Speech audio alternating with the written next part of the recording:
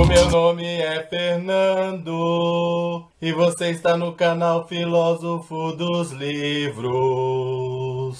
Hoje eu vou falar sobre Solo Sagrado, da autora brasileira Joyce Cruz. Amém. Olá, galera! Hoje eu vou falar sobre esse livro maravilhoso, Solo Sagrado. Já adianto que eu amei a obra e ela me trouxe boas recordações. Para quem não sabe, eu sou ex-seminarista. Estudei 9 anos para ser padre. E esse livro aqui fala de um amor proibido. O amor de um padre por uma mulher. Então, de certa forma, eu acabei me identificando com o enredo. Eu lembrei de cenas que eu vivenciei, mas também lembrei de cenas que eu vi outras pessoas vivenciando. Nesse sentido, o livro é fantástico. Nem todas as cenas foram agradáveis, mas acho que elas foram necessárias para compor esse enredo brilhante. Mas como eu digo, chega de enrolação, vamos falar do livro. A história começa nos mostrando o padre Tomás. Ele está se flagelando, usando um chicote para dilacerar a sua carne. A cena é sofrida e sangrenta. Me causou uma certa repulsa. No meu tempo de seminário, eu nunca fui aconselhado a fazer a autoflagelação. Mas eu conheci padres que praticavam esse ato. Inclusive, eu tive um diretor espiritual que se autoflagelava, embora o convento dele não aconselhava a fazer tal coisa. Ele fazia porque ele queria. Atualmente eu não conheço ninguém que pratique a flagelação. Quer dizer, eu não conheço ninguém que pratique a flagelação no meio dos padres. Mas eu conheço uma certa pessoa religiosa que infelizmente faz isso, mas eu não posso dizer o nome. E também se eu falar ninguém vai saber quem é. Deixa, abafa. Mas prossigamos com a história. Nós temos a cena de flagelação do padre Tomás. Ela acaba, ela está no prólogo, aí nós vamos para o primeiro capítulo. Nós vemos o padre Tomás no passado. Ou seja, a cena do prólogo é uma cena posterior aos fatos que nós vamos vivenciar a partir de agora. O livro recorda o passado para chegar naquela coisa da flagelação. O padre Tomás está na faculdade, dando aulas. Mas ele vai ser afastado do seu ofício de professor. Tudo porque ele prega ideias teológicas avançadas.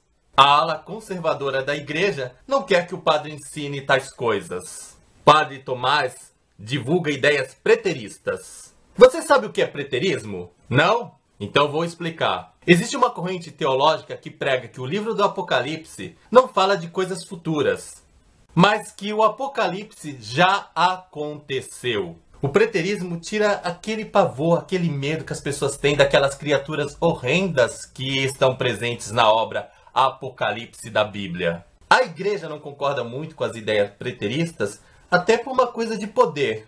Às vezes parece mais fácil conseguir fiéis a partir do medo. O medo do inferno, o medo de ser castigado, o medo daquelas criaturas infernais. O padre Tomás prega que o Apocalipse já aconteceu, então não há necessidade de ter medo do futuro. Sendo afastado de sua função de professor na faculdade de teologia, padre Tomás é transferido para uma igreja, ou melhor, uma catedral, num lugar chamado Cravo, no Rio Grande do Sul. Essa catedral faz parte da infância do padre Tomás. Lá, ele vai morar com Frei Antônio, que foi o seu antigo pároco. Quem não vai gostar muito da presença do padre Tomás é o próprio Frei Antônio. Como eu disse, o Frei Antônio é pároco. Só que, com a chegada do padre Tomás, ele vai perder o seu cargo de pároco. E quem vai ser o novo pároco? O padre Tomás. Então o Frei Antônio, que é um padre já meio que idoso, vai ter que obedecer às ordens do padre mais novo. Depois disso, nós temos um capítulo que nos descreve uma mulher religiosa, chamada Clara. Clara é uma violonista de grande talento. Ela toca o violino de forma impecável. Essa mulher, além de participar de concertos, ela serve na catedral. Ela anima o coro de crianças da catedral. Ela escolhe as músicas litúrgicas da missa. Ela é quase que um braço direito do Frei Antônio. Inclusive, ela tem até a chave da igreja para ela poder entrar e sair na hora que ela quiser. Detalhe importante, Frei Antônio conhece o Padre Tomás e a Clara desde crianças. Padre Tomás finalmente chega na catedral. Lá ele se depara com a Clara. Nós descobrimos que Padre Tomás e Clara foram apaixonados na adolescência. Mas uma determinada situação os separou. Além disso, Tomás já tinha vocação sacerdotal desde criança e isso fez com que ele não lutasse muito contra essa separação. Na infância, quem mais sofreu com essa espécie de término de namoro foi a Clara. Detalhes importantes. Clara perdeu a mãe e convive com seu pai, que é o médico da cidade. Além disso, ela é ex-noiva de um médico chamado Marcos. A mãe de Clara precisou ser operada às pressas. E quem executou a operação foi o tal do Dr. Marcos.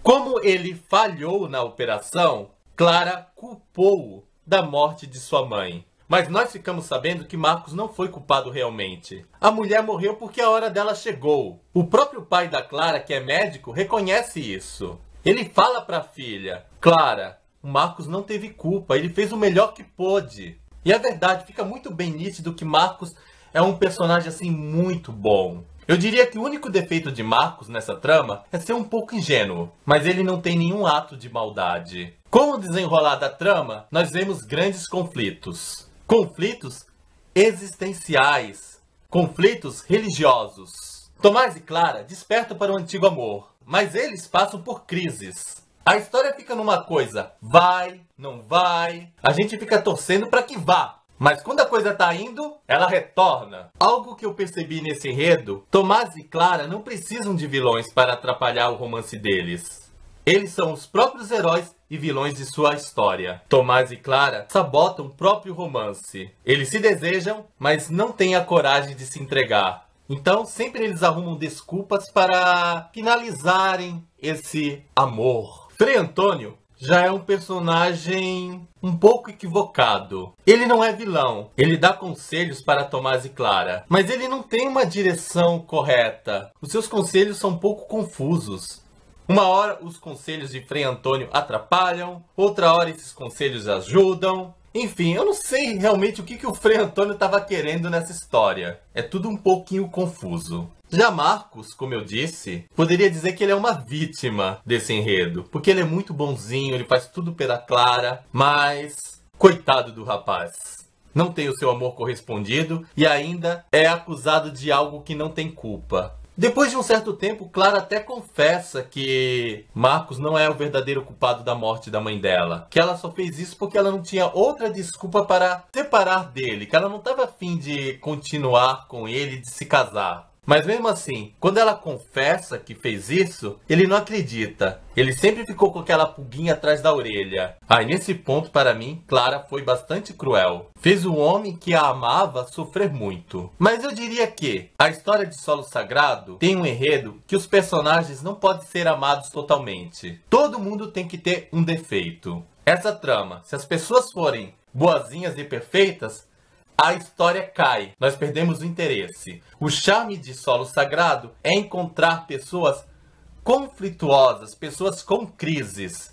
A narrativa de Solo Sagrado está apoiada nesses medos, nessas inseguranças, nessa coisa de não se entregar totalmente ao amor, nas dúvidas, especialmente dentro de um ambiente preconceituoso que é a igreja. Se Solo Sagrado tivesse personagens amados, a história, cairia. Então não espere ser totalmente cativado pelos personagens desse enredo. Aproveite para encontrar pessoas verdadeiras, pessoas de carne e osso, com defeitos e qualidades. Aliás, eu acho que isso é o positivo dessa trama. Nós temos seres humanos de verdade. A autora pesquisou bastante sobre as questões religiosas. Por esse motivo, o Padre Tomás me convenceu como padre. A movimentação dele dentro da narrativa é perfeita. Ele tem todo o gestual do sacerdote. Ele faz coisas tipo genuflexão. Ele é um padre correto, apesar das tentações. Inseguro, mas um padre inseguro. Um padre realmente padre. Já Clara é a violonista e uma mulher religiosa. A autora teve cuidado de descrever até os movimentos de maneira correta de como pegar o violino. Além disso, nós vemos que ela atua de maneira perfeita dentro da igreja. Achei que a autora teve um cuidado muito grande na composição dos personagens, Padre Tomás e Clara. Algo que me incomodou um pouco foi a parte médica do livro. Infelizmente, eu não consegui conversar com nenhum médico para ver se eu estou correto nas minhas observações.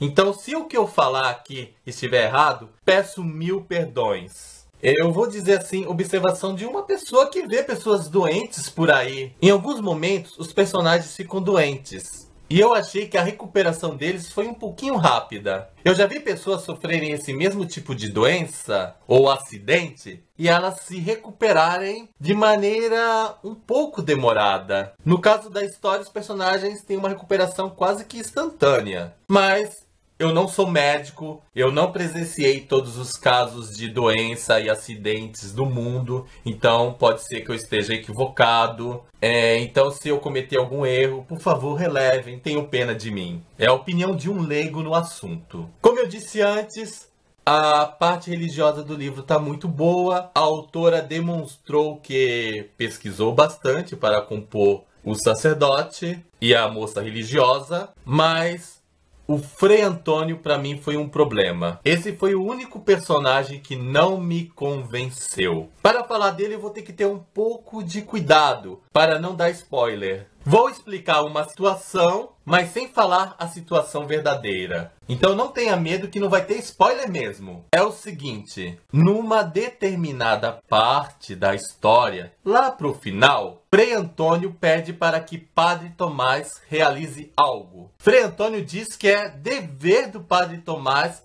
fazer aquilo. Só que, conhecendo a igreja, as leis da igreja, o direito canônico, Frei Antônio, eu posso afirmar com certeza, está totalmente errado. Aquilo que Frei Antônio queria que Padre Tomás realizasse era a função dele mesmo. Frei Antônio tinha o dever moral, e esse dever é tão forte que ele é amparado pelas leis da igreja. Essa ação está prevista no direito canônico de forma obrigatória. Frei Antônio, sendo um sacerdote um pouco mais velho, teria que saber disso. Até um seminarista novo ou um ex-seminarista sabe que o padre é obrigado a realizar tal coisa. Para justificar a omissão do Frei Antônio, só se ele fosse um vilão da história. Mas Frei Antônio não é vilão. E ele demonstrou, pelo contexto dessa parte, que não sabia dessa norma da igreja. Ficou uma ignorância injustificada. Infelizmente eu não posso dar mais detalhes para não dar spoiler para vocês.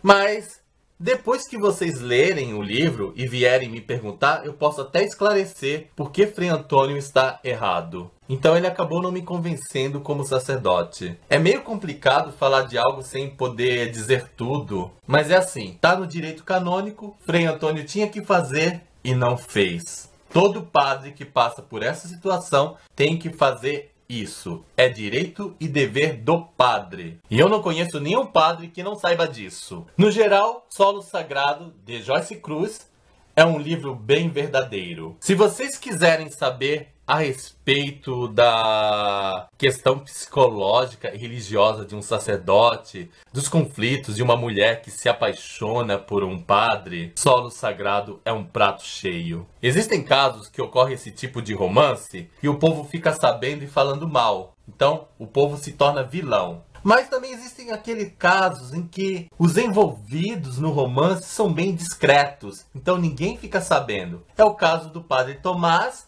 e da Clara. O pessoal de fora não sabe. A única amiga que sabe, a amiga de Clara, ela ainda apoia a nossa heroína. Então a gente não vê nenhum vilão assim, ninguém maldoso. Como eu falei antes, Tomás e Clara são vilões de sua própria história. No geral, eu apreciei muito esse enredo, me diverti bastante, recordei muitas coisas do meu tempo de seminário, romances proibidos. É gostoso pra gente que teve essa experiência de vida recordar aqueles romances pecaminosos, entre aspas. É também legal refletir sobre os momentos conflitantes, as nossas crises religiosas. Não sei se esse livro vai causar o mesmo efeito em outros leitores. Mas acredito que para pessoas religiosas, padres, freiras, o livro vai ser um grande atrativo. Talvez para o leitor, entre aspas, comum, como eu disse, o livro seja uma fonte de conhecimento, vai servir para satisfazer certas curiosidades. Afinal, o romance proibido entre um padre e uma mulher nunca deixa de ser algo polêmico. E nós sabemos que o proibido sempre é mais gostoso. Meu Deus, eu sei como é gostoso. Vocês nem imaginam quanta coisa gostosa eu fiz no meu tempo de seminário. Bons tempos. Apesar de ter saído do seminário, eu diria que se pudesse voltar ao passado, viveria tudo de novo com a mesma intensidade. Se não fosse o Frei Antônio, eu daria 5 estrelas para essa obra. Mas mesmo o Frei Antônio tendo atrapalhado, como eu digo, eu vou reforçar, recomendo a leitura do livro. Não deixe de lê-lo por causa do Frei Antônio. Só tenho consciência de que faltou um certo de cuidado na elaboração dessa figura. Mas é só ele. O resto tá perfeito. Até perfeito quando mostra os defeitos dos personagens. Eu friso. É importante nessa história que os personagens tenham defeitos. Eles não podem ter apenas qualidades. Aceite isso. Os personagens são humanos. São pessoas verdadeiramente de carne e osso. A questão importante. Será que Tomás e Clara vão terminar juntos? Será que vivenciarão o grande amor? Ou será que cada um vai ficar para o seu lado? Querem saber? Terão que ler Solo Sagrado de Joyce Cruz. Na descrição do vídeo eu vou deixar o link da autora para que vocês entrem em contato com ela e descubram como adquirir a obra de vocês. Então, gente, é isso. Espero que vocês tenham gostado. Não se esqueçam de dar o seu joinha, nem que seja por caridade. Afinal, copo d'água e um joinha não se nega pra ninguém. Tchau para vocês e até o nosso próximo vídeo. Tchau!